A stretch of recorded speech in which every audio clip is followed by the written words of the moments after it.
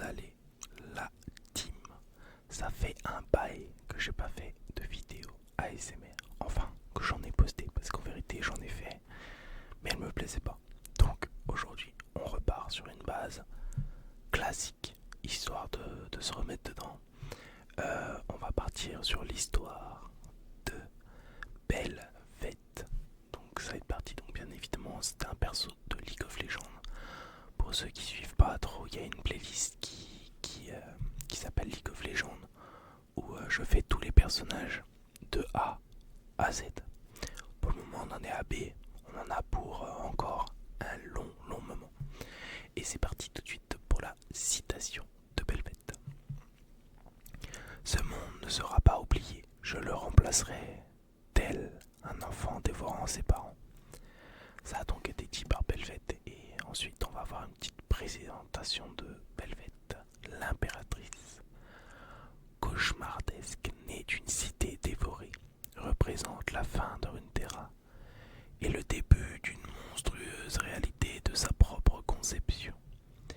Mue par des siècles d'histoire, de connaissances et de souvenirs abordés dans le monde du dessus, elle assouvit son appétit croissant pour les expériences et les émotions nouvelles, consumant tout sur son passage. Néanmoins, un seul monde ne suffira jamais à satisfaire tous ses désirs. Aussi tourne-t-elle son regard avide vers les anciens maîtres du néant. C'est parti, du coup. Belveth, l'impératrice du néant. Fascinée par le monde et l'existence avide d'en créer un elle-même, Belveth est l'équivalent d'un cancer qui aurait métastasé au cœur du néant pour mieux détruire Runeterra et refaçonner la planète à son image. Elle a soif d'expérience et de souvenirs et de conception de nouveaux dévorants, des cités entières et leurs habitants. Les informations qu'elle ingurgite sont ensuite réadaptées pour former un tentacule, paysage inhumain appelé mer de lavande. Néanmoins, pas même le néant n'est à l'abri de sa voracité.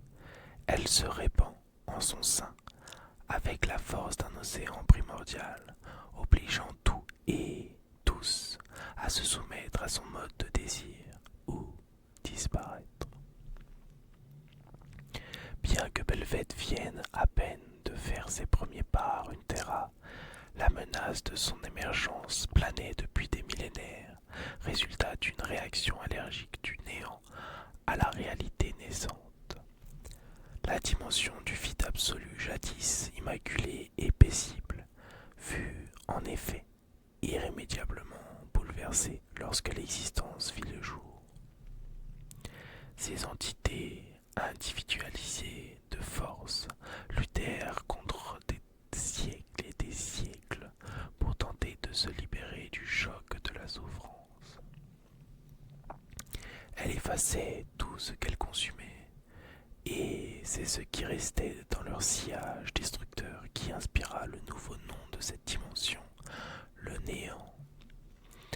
Toutefois, ces entités connaissaient des mutations chaque fois qu'elles entraient en contact avec le monde et, autrefois parfaites, elles devinrent de violents animaux hédonistes.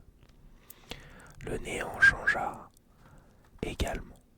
Après chaque bataille, chaque incursion, quelque chose de plus sinistre encore grandissait à l'intérieur d'une matrice cachée dans le recoin les plus sombres des tunnels du Néantin.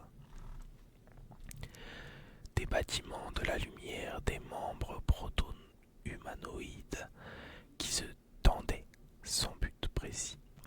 C'était un puzzle dont aucune pièce ne s'emboîtait avec une autre. Le néant a pris une nouvelle forme hideuse au fil des époques, alimentée par les humains qui ouvraient des failles pour guerroyer, et par les veilleurs qui essayaient d'envahir Freljord. Cette broche impie de non-création se développa jusqu'à adopter les concepts contraires de l'ancien néant, le désir, l'avidité, le besoin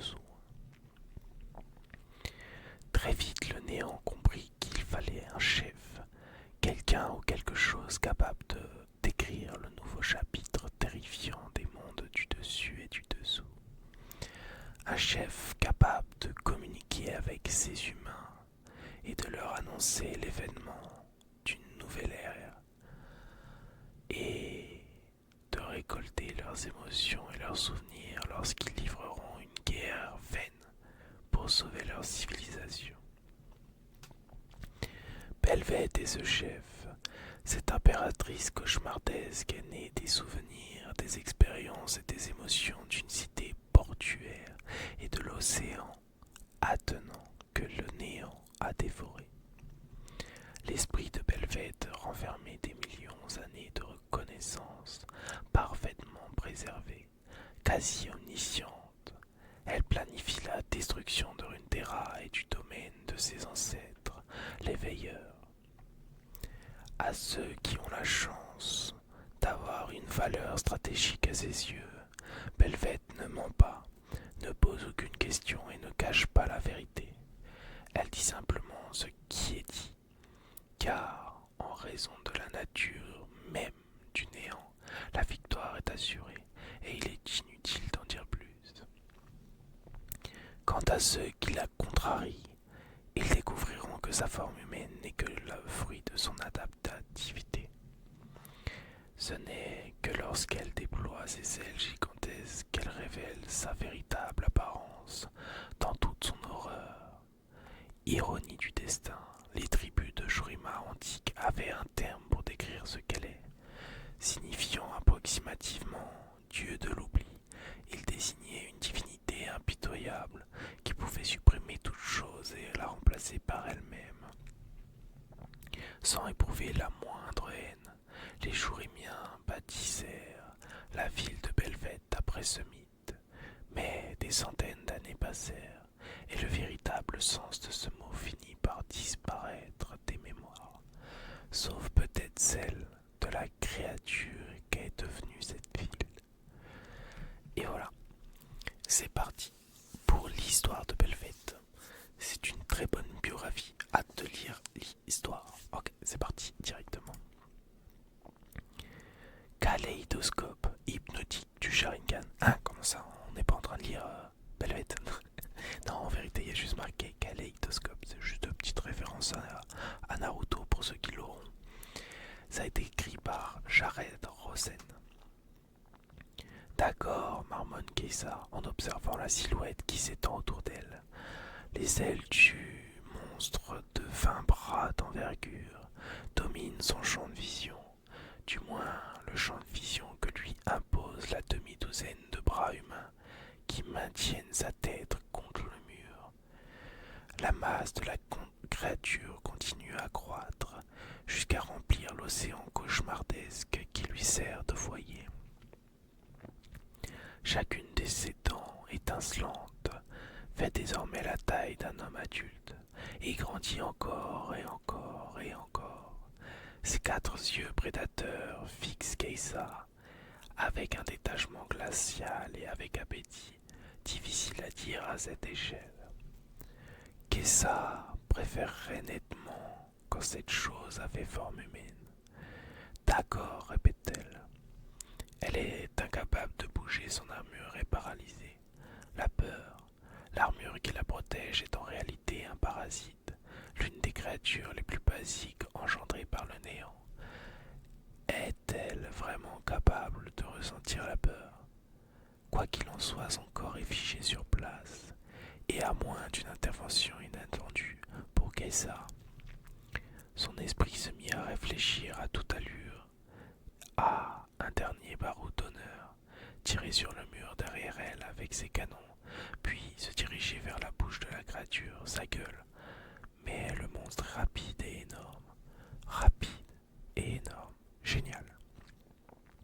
Son ultime effort ne vaudra sans doute pas grand-chose, et elle est certaine d'y laisser la vie. Cela dit, elle aura eu le mérite de tenter quelque chose. Elle pourrait lui faire mal. Ma véritable apparence te déplaît-il? Dit la chose avec un calme déconcertant. Sa voix est si assourdissante que l'espace lui-même vibre. Les rémora du néant qu'elles délogent de leurs trous dentelés créent une immonde mosaïque de formes géométriques. C'est une voix s'incurve et se contracte, murmure et crie tout à la fois. Ces échos se réverbèrent à l'infini comme une aria chantée par des millions de personnes. Les yeux de Keïssa s'écarquillent, elle a enfin compris. C'est donc là qu'ils sont. Le néant avait englouti la ville de Belvède en moins d'une heure. Keïssa n'était pas arrivé à temps, et la métropole qui était jadis si animée avait aujourd'hui disparu. Intégralement, y compris ses habitants, il n'en restait plus qu'un gigantesque cratère incandescent rempli de débris qui se réarrangeait en quelque chose de résolument étranger à ce monde. Les bâtiments se métamorphosent en créatures immobiles et en silhouettes humanoïdes. On aurait dit une ville créée par un enfant avec ses jouets. Mais où était donc passé l'ensemble de la population, les Vastaya, les animaux et les végétations? Keïssa s'était frayé un chemin à travers la ville en ruine et le tunnel situé au cœur de la baie désertique, mais elle n'avait trouvé aucun signe de vie. Il y avait que des horreurs du néant, ressemblaient à d'effroyables masses de tentacules iridescents qui, lui, faisaient penser à des boules de torse hurlants. Cela n'avait aucun sens. Les scènes de destruction qu'une attaque du néant laissait derrière elle étaient rarement belles à voir, malgré tout. Il restait généralement quelque chose à voir. Elle comprend mieux à présent. Tu es la ville, dit Keïssa par-dessus le mur de son formé par les échos. Tu es Belvède. Oui, répond Belvède, en faisant doucement onduler ses ailes. J'ai été façonné à partir des composants bruts des habitants, leurs souvenirs, leurs émotions, leur histoire. Je suis tout autant Belvède qu'il l'était, et c'est pourquoi je revendique ce nom. Le corps titanesque de Belvède s'agite, des faisceaux dorés nimbent de lumière sa forme de raimentin, cerclant le soleil artificiel de la mer du néant et les anneaux d'un monde mourant. Une chair nouvelle se gonfle et ondoie au rythme d'un ersatz de marée. Des veines s'illuminent brièvement avant de se détacher de la peau de la créature, vivante et parfaitement indépendante de leur hôte. Des bancs composés de dizaines de milliers de rémoras du néant décrivent des cercles autour de l'impératrice, tels des nuées d'oiseaux au sommet d'une lointaine montagne. Ce spectacle est étrangement magnifique. Si le néant avait eu un dieu, c'est certainement à ça qu'il aurait ressemblé, hideux, monstrueux et magnifique.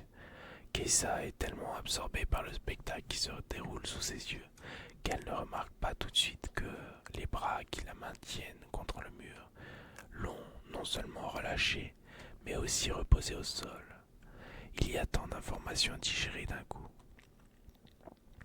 La créature s'est choisi un nom, se dit Keïssa, repoussant machinalement une main, restée posée sur son épaule. C'est impossible. Les entités du néant ne se choisissent pas de nom. La plupart, comme Xerxaï, sont nommés d'après des concepts de la culture chourimienne, et généralement par ceux qui ont eu la chance ou la malchance de survivre à leur rencontre avec l'un de ces monstres dans les dunes. Ces choses n'ont pas l'intelligence ni la conscience de soi nécessaires à ce genre de réflexion. Plus important encore, les néantins n'ont que faire des noms. Le nom est une invention du monde des vivants et cela ne les intéresse pas du tout. Pourquoi cette créature est-elle différente? Je ne te laisserai pas faire, dit Keïssa, avec témérité, mais sans vraiment savoir comment s'y prendre. Je vais te tuer. Non, lui répondent les nombreuses voix de Belvède. Tu es incapable de résister, même de la manière la plus basique qui soit. D'autres ont essayé avant toi, bien avant ma naissance.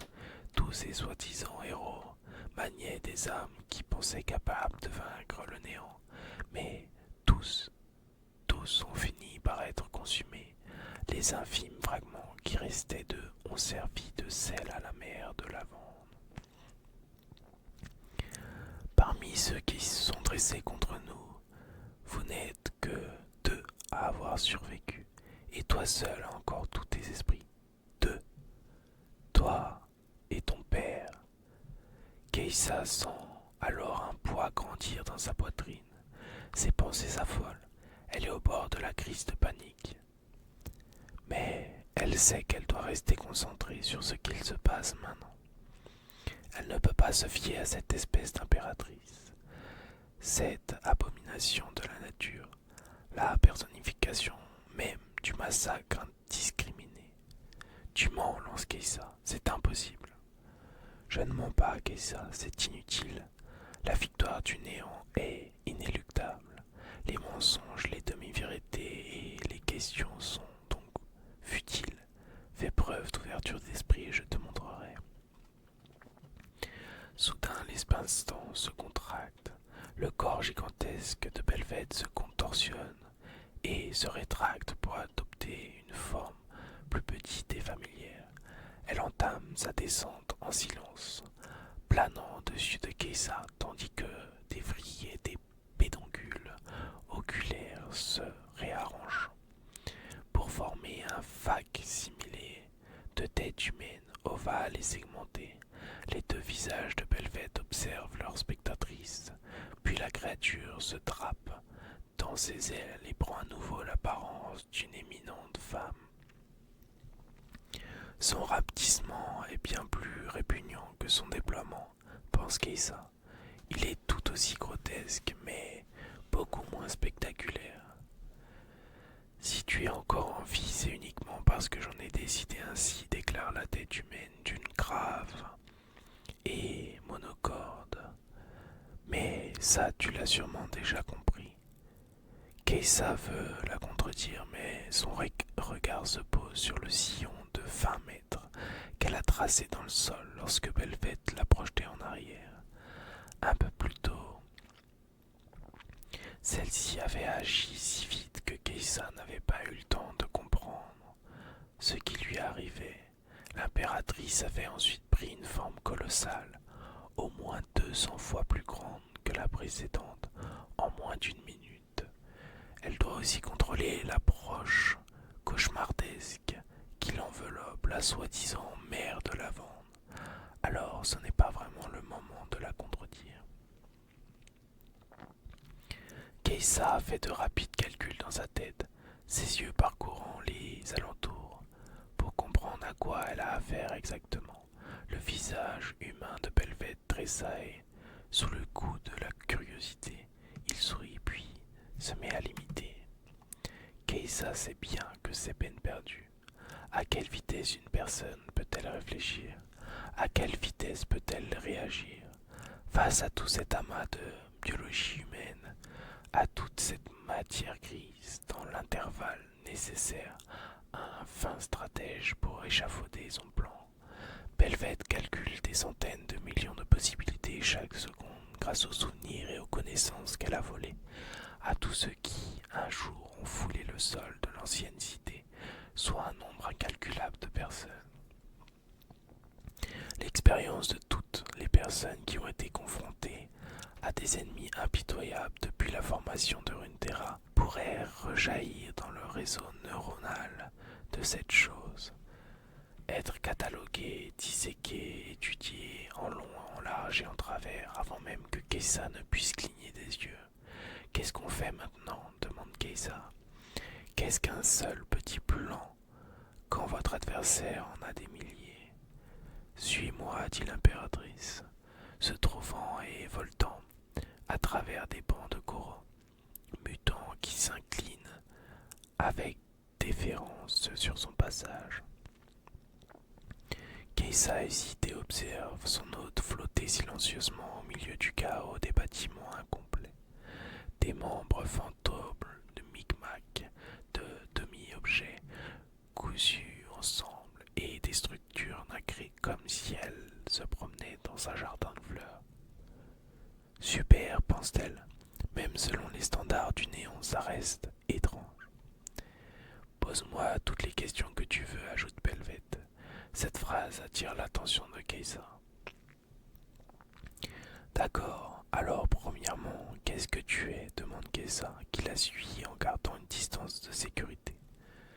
Son armure désormais détendue et immobile, elle écarte de son chemin un ours en peluche, affublé d'une dizaine d'ailes de mouettes, et s'efforçant de ne pas vomir devant le spectacle grotesque qu'offre cette créature qui a bien du mal à supporter son propre poids. Qu'est-ce que tout ça? De quelle région du néant viens-tu?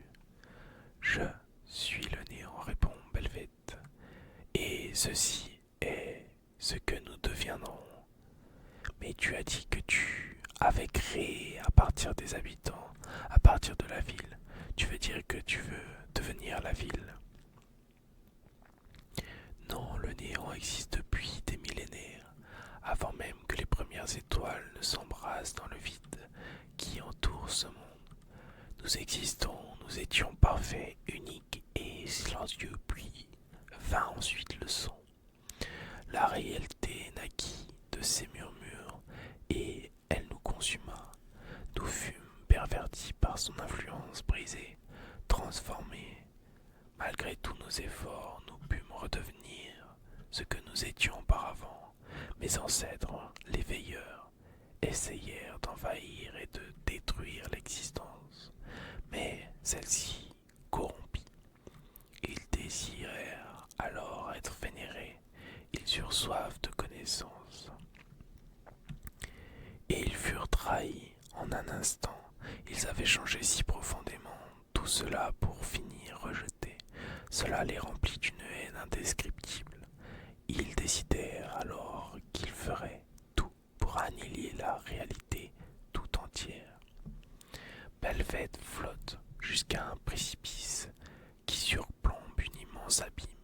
Loin, au-dessus d'elle, Keïsa aperçoit des trous gigantesques par-delà le soleil artificiel, des tunnels de néantin. C'est ce qui dévore le peuple de Dahlia. Ce qui a détruit Belvette et ce qui a englouti la cité de Dante au-dessus est de Shurima. Au sud-est de Shurima, tout ce que le néant dévore finit ici. Mais, poursuit Belvette, leur métamorphose était incomplète. C'est aujourd'hui seulement que la véritable transformation commence. C'est aujourd'hui seulement que la véritable transformation commence. Je ne veux pas devenir une ville. Nous allons devenir vous. Keïsa atteint le bord du précipice et a un hoquet de surprise. Ce n'est pas tout à fait une ville que Belvette et elle contemple, mais un ensemble de coraux du néant assemblés en un étrange tapisserie, mais sans fin, composée de bâtiments jourimiens inversés. Des bancs de rémora nagent parmi ces coraux et des silhouettes sombres circulent au milieu des rues tortueuses. Rien ne va, rien n'est correct, tout est à moitié terminé, comme s'il manquait des informations au néant pour tout achever, comme s'ils avaient besoin de... Non, dit Keïsa, presque pour elle-même. Le néant veut tout faire disparaître, c'est impossible. Pour pouvoir terminer ça, vous avez besoin de tout. Oui, de tout.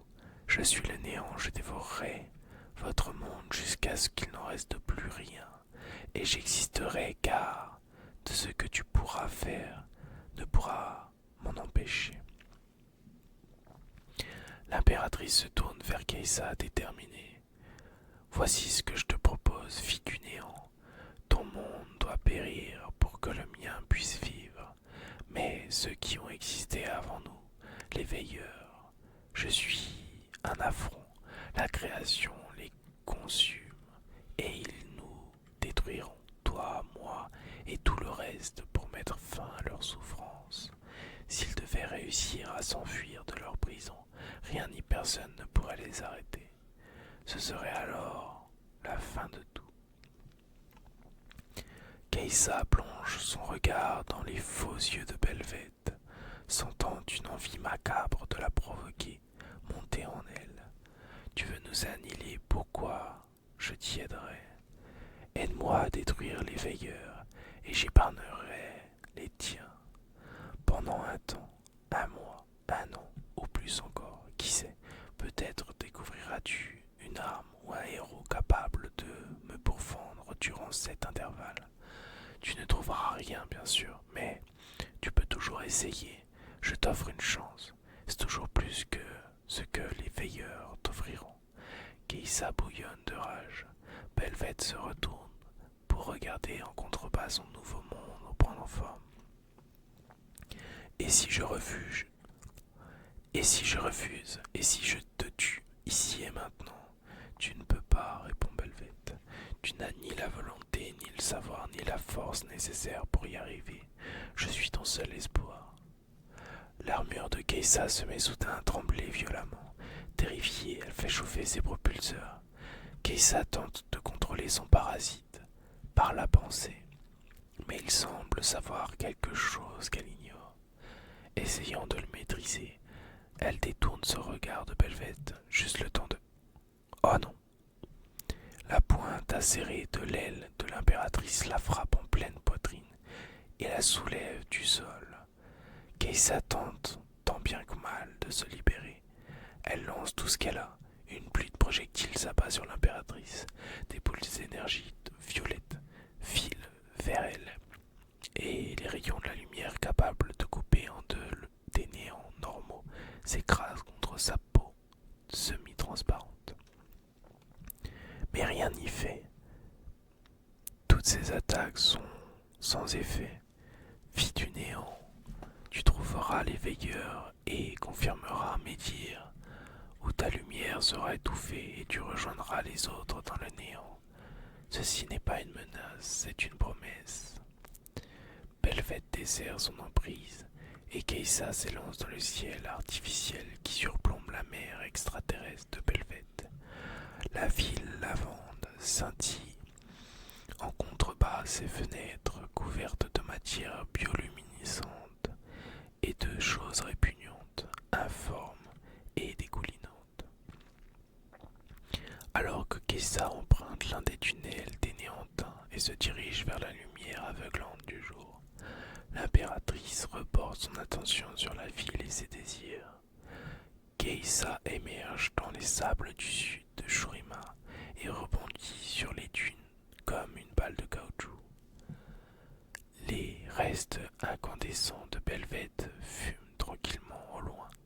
L'ancienne ville est maintenant dépourvue de toute forme de vie reconnaissable, mais des êtres aberrants y circulent et construisent les fondations d'un nouveau monde qui finira par envahir celui de Keïsa et par le consumer tel un cancer. C'est un spectacle vertigineux et terrifiant, comme si l'on regardait la réalité à travers un kaléidoscope monstrueux. Et voilà la team pour la petite vidéo sur Belveth. J'ai hâte de pouvoir lire l'histoire de Keïsa parce qu'en vérité, pour le moment, on ne sait pas vraiment l'histoire de Keïsa. Bon, là, c'est même pas du tout. On sait qu'elle apparaît dans celle de Belveth et ça, c'est incroyable. J'ai vraiment hâte de vous lire la suite. Et sur ce, je vous fais des gros bisous. On se retrouve dès lundi pour la prochaine vidéo. Ciao, ciao la team. Bisous.